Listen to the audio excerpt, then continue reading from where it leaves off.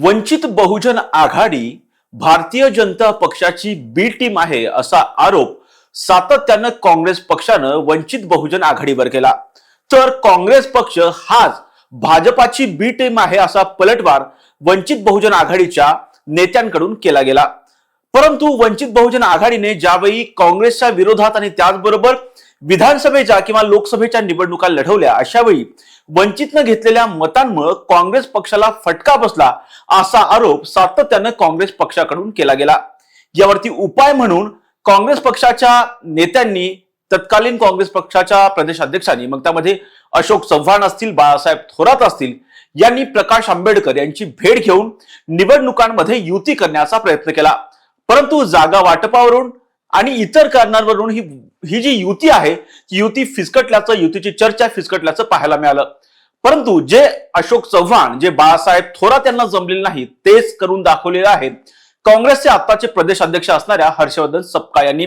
आगामी मुंबई महापालिकेच्या अनुषंगानं, मुंबई महापालिका निवडणुकीच्या अनुषंगानं मुंबईमध्ये वंचित बहुजन आघाडी आणि काँग्रेसची युती झाली आहे। या युतीचा मुंबईमध्ये कशा पद्धतीचा परिणाम होऊ शकतो आणि या युतीचा राज्यभरामध्ये कशा पद्धतीचा इम्पॅक्ट होऊ शकतो हेच आपण या व्हिडिओच्या माध्यमातून समजून घेणार आहोत। नमस्कार, मी राजरत्न जोंधळे आणि तुम्ही पाहताय टॉप न्यूज मराठी। राज्यामध्ये 29 महापालिकांसाठी निवडणुकीची घोषणा झालेली आहे। 23 डिसेंबर पासून उमेदवारी अर्ज दाखल करायला अर्थात भरायला सुरुवात झालेली आहे आणि तारीख संपते 30 डिसेंबर रोजी। उमेदवारी अर्ज दाखल करण्यासाठी अवघे 3 दिवस शिल्लक असताना सुद्धा आम आदमी पक्ष वगळता कोणत्याही राजकीय पक्षानं अद्याप त्यांच्या उमेदवारांची यादी जाहीर केलेली नाही। यामध्ये प्रामुख्यानं मुंबईच्या बाबतीमध्ये विचार करायला गेलं तर मुंबईमध्ये शिवसेना अर्थात शिवसेना उद्धव बाळासाहेब ठाकरे पक्ष असेल आणि त्याचबरोबर मनसे या पक्षाची युती झाल्याचं पाहायला मिळतंय। खरं तर त्यांनी किती जागांवरती निवडणूक लढवणार आहेत, काय फॉर्म्युला ठरला हा महाराष्ट्र नवनिर्माण सेना आणि शिवसेना उद्धव बाळासाहेब ठाकरे पक्षाच्या वतीने जाहीर झालेला नाही। परंतु आम्ही जागा वाटपाच्या बाबतीमध्ये तोडगा काढलेला आहे अशा पद्धतीचा जो मेसेज आहे, अशा पद्धतीची जी माहिती आहे ही या दोन्ही पक्ष मग ते मनसे असेल आणि त्याचबरोबर शिवसेना उद्धव बाळासाहेब ठाकरे पक्षाकडनं देण्यात आलेली आहे। हा झाला मनसे आणि शिवसेना उद्धव बाळासाहेब ठाकरे पक्षाचा विषय। तर दुसऱ्या बाजूला जर पाहिलं तर याच मुंबई महापालिकेमध्ये भारतीय जनता पक्ष आणि त्याचबरोबर शिवसेनेमध्ये जागा वाटपाची चर्चा सुरू आहे। अवघे उमेदवारी अर्ज दाखल करायला 3 दिवस शिल्लक आहेत, परंतु अद्यापही त्यांची जागा वाटपाची चर्चा सुरू आहे। एक फॉर्म्युला त्यांचा पुढे येतोय आणि तो फॉर्म्युला म्हणजे भारतीय जनता पक्ष या निवडणुकीमध्ये 128 जागांवरती भारतीय जनता पक्ष आणि शिवसेनेमध्ये अर्थात जी शिंदेची शिवसेना आहे त्यांच्यामध्ये भारतीय जनता पक्ष 128 जागा लढवणार, शिंदेची शिवसेना जी आहे ती 79 जागा लढवणार आणि ज्या 20 जागा आहेत, ज्या 20 जागांवरून मतभेद होत आहेत त्यावरती सध्या चर्चा जी आहे मुंबई महापालिकेच्या अनुषंगाने होताना पाहायला मिळते। यावरती आज संध्याकाळी राज्याचे मुख्यमंत्री देवेंद्र फडणवीस आणि त्याचबरोबर उपमुख्यमंत्री एकनाथ शिंदे यांच्यामध्ये बैठक होणार आहे आणि मुंबईमध्ये युती होणार की नाही या बाबतीमध्ये अंतिम निर्णय हा घेतला जाणार आहे। आता येऊयात आपण अर्थात अजित पवार यांचा जो पक्ष आहे राष्ट्रवादी काँग्रेस पक्ष हा मुंबई महापालिकेमध्ये स्वबळावरती निवडणुका लढवू शकतो। त्याचं कारण म्हणजे ज्यांच्यावरती मुंबई महापालिकेच्या निवडणुकीची जबाबदारी दिलेली आहे त्या नवाब मलिक यांच्यावरती भारतीय जनता पक्षाच्या नेत्यांनी आक्षेप घेतलेला आहे। तुम्हाला आठवत असेल तर याच नवाब मलिक यांच्यावरती भारतीय जनता पक्षाच्या नेत्यांनी दाऊद कुटुंबियांशी संबंध असल्याचा आरोप केलेला होता। त्यामुळे कुठेतरी त्याचबरोबर त्यांना या प्रकरणामध्ये जर पाहिलं तर आणि इतर प्रकरणामध्ये जेलमध्ये सुद्धा जावं लागलेलं होतं नवाब मलिक यांना। त्यामुळे आम्ही दादांच्या राष्ट्रवादी अर्थात अजित पवार यांच्या राष्ट्रवादी काँग्रेस पक्षाबरोबर युती करणार नाही अशा पद्धतीने जो पवित्रा भारतीय जनता पक्षाने घेतलेला होता आणि त्यामुळे तिथे भारतीय जनता पक्षाची आणि अजित पवार यांच्या राष्ट्रवादी काँग्रेस पक्षाची युती झाली नाही आणि त्यामुळे तिथे अजित पवार यांचा राष्ट्रवादी काँग्रेस पक्ष मुंबई महापालिकेमध्ये स्वतंत्र आणि स्वबळावरती निवडणुका लढवण्याची शक्यता आहे। जवळपास 100 ठिकाणी राष्ट्रवादी काँग्रेस पक्ष मुंबईमध्ये निवडणूक लढवण्याची शक्यता आहे। आता येऊयात आपण काँग्रेस पक्षाकडे।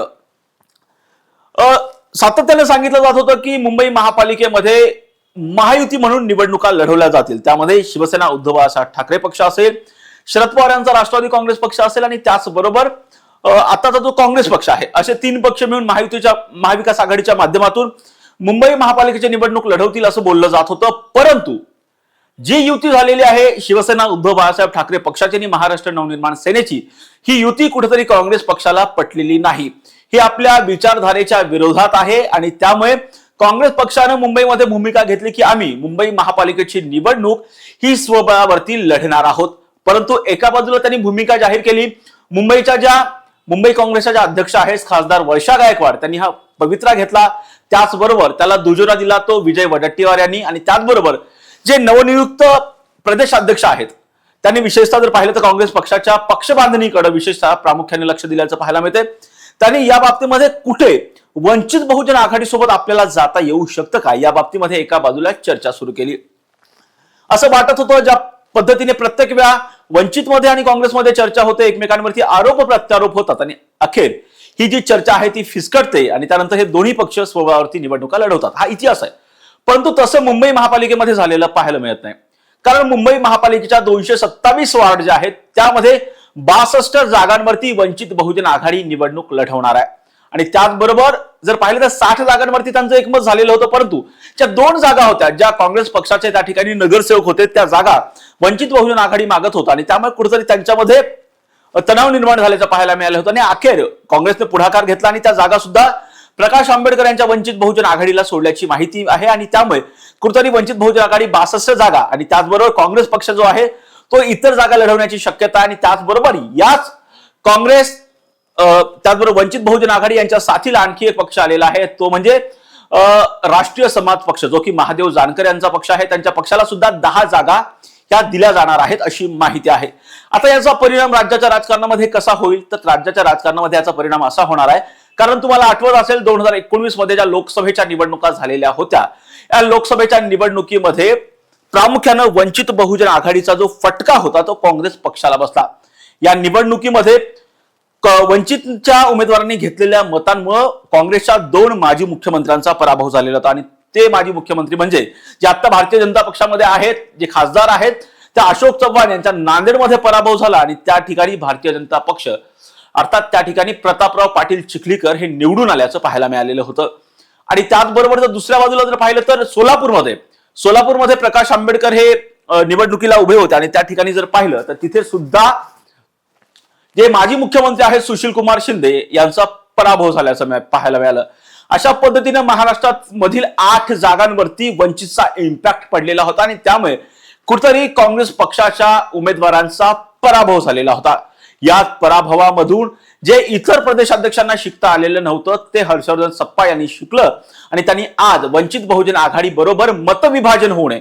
कारण प्रामुख्याने जर पाहिलं तर काँग्रेसचा मतदार कोण आहे, काँग्रेसचा मतदार हा पारंपरिक अल्पसंख्याक आहे. त्याचबरोबर काँग्रेसचा मतदार कोण आहे, तर काँग्रेसचा मतदार हा झोपडपट्टीमध्ये राहणारा सामान्य नागरिक आहे. काँग्रेसचा मतदार कोण आहे, तर तो दलित आहे. आणि वंचितचा मतदार कोण असेल तर वंचितचा मतदार सुद्धा हाच आहे. याच मतदारांमध्ये कुठेतरी विभाजन होतं आणि त्यामुळे त्याचा फायदा भारतीय जनता पक्षाला मिळत असतो, त्याचबरोबर त्याचा फायदा इतर पक्षांना मिळत असतो.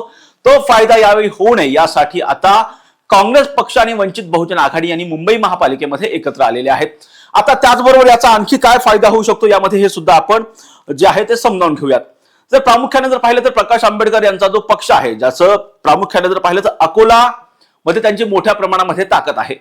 अकोला जिल्ह्यामध्ये प्रकाश आंबेडकर सातत्यानं लोकसभेची निवडणूक लढू शकतात. त्या ठिकाणी त्यांच्या मोठ्या प्रमाणामध्ये नगरसेवक आहेत. पंचायत समितीवरती सुद्धा त्यांची सत्ता आहे. त्याच प्रकाश आंबेडकरांना आता त्यांचं प्रस्थ, त्यांच्या पक्षाचा विस्तार हा आता मुंबईमध्ये करणं सुद्धा शक्य होणार आहे आणि ते म्हणजे काँग्रेस पक्षामुळे. अर्थात प्रकाश आंबेडकर यांच्या पक्षाची मुंबईमध्ये ताकद आहे, पण त्याला आता त्याच ताकदीला जोड मिळणार आहे त्या काँग्रेस पक्षाच्या संघटनाची.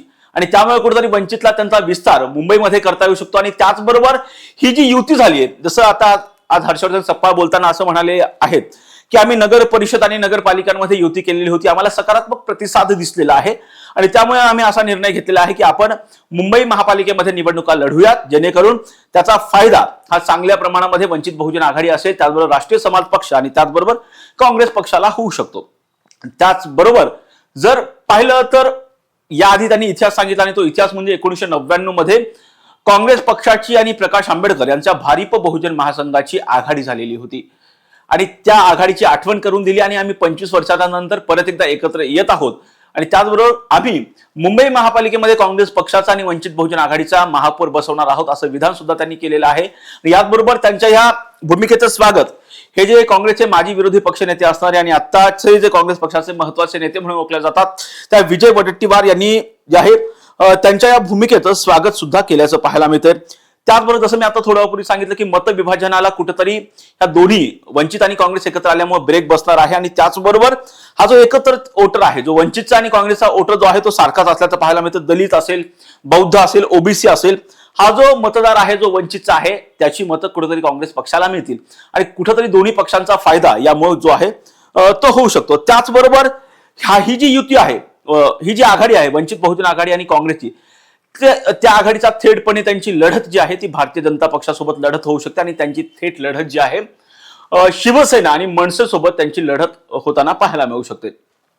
त्याचबरोबर प्रामुख्यानं जर पाहिलं तर काही ठिकाणी असे अनेक प्रभाग आहेत. जर मुंबई महापालिकेमध्ये जर पाहिलं तर मुंबई महापालिकेची निवडणूक ही आपल्याला तिरंगी होताना पाहायला मिळू शकते. एका बाजूला काँग्रेस पक्ष, वंचित बहुजन आघाडी, राष्ट्रीय समाज पक्ष, दुसऱ्या बाजूला जर पाहिलं तर ठाकरेंची शिवसेना आणि महाराष्ट्र नवनिर्माण सेना, आणि तिसऱ्या बाजूला पाहिलं तर शिवसेना असा शिंदेची शिवसेना आणि भारतीय जनता पक्ष, अशी तिरंगी लढत मुंबई महापालिकेमध्ये होऊ शकते. आणि त्याचमुळे कुठेतरी अशा पद्धतीचा जे विभाजन होणार आहे त्या विभाजनाचा फायदा कुठेतरी आपल्याला होऊ शकतो, वंचित बहुजन आघाडी आणि काँग्रेसला होऊ शकतो. या दृष्टिकोनातून ही आघाडी झाल्याचं सुद्धा जे आहे ते पाहायला मिळतंय. त्याचबरोबर प्रामुख्यानं जर पाहिलं तर प्रकाश आंबेडकर हे थेटपणे त्यांची भूमिका सातत्याने राष्ट्रीय स्वयंसेवक संघ असेल आणि त्याचबरोबर भारतीय जनता पक्षाच्या बाबतीमध्ये अत्यंत ठोस भूमिका आहे. ते थेटपणे संघावरती टीका करताना पाहायला मिळतात आणि त्याचबरोबर भारतीय जनता पक्षाच्या विचारधारेवरती जो भारतीय जनता पक्षाकडून सातत्यानं राज्यामध्ये देशामध्ये कुठेतरी जातीयतेचं राजकारण केला जातो अशा पद्धतीचा आरोप सातत्याने काँग्रेस पक्षाकडून केला जातोय. तोच आरोप प्रकाश आंबेडकर यांच्याकडून सुद्धा सातत्यानं जो आहे तो केला जातोय. परंतु सातत्यानं आपण जर पाहतोय की या आधीचा जो इतिहास होता की सातत्याने प्रकाश आंबेडकर आणि काँग्रेसमध्ये चर्चा व्हायची, परंतु ही चर्चा फिसकटायची कशामुळे तर ते जागा वाटप व्यवस्थित व्हायचं नाही. परंतु आता त्यांचं जागा वाटप झालेलं आहे आणि यांच्या युतीची घोषणा सुद्धा झालेली आहे. प्रकाश आंबेडकर यांच्या पक्षानं सांगितलेलं आहे की आम्ही 62 जागा ज्या आहेत त्या लढवणार आहोत. आज प्रकाश आंबेडकर यांच्या पक्षाच्या वतीनं जी प्रकाश आंबेडकर असतील किंवा काँग्रेस पक्षाची जी संयुक्त पत्रकार परिषद झाली, या पत्रकार परिषदेमध्ये हर्षवर्धन सपकाळ होते, त्याचबरोबर काँग्रेसचे प्रवक्ते सचिन सावंत होते, त्याचबरोबर वंचित बहुजन आघाडीकडून धैर्यवर्धन पुणकर हे उपस्थित होते, त्याचबरोबर सिद्धार्थ मोके या पत्रकार परिषदेला होते आणि अखेर ही युती झालेली आहे. आणि या युतीचा जो परिणाम राज्यामध्ये होणार आहे कुठेतरी आता अवघे 3 दिवस शिल्लक आहेत.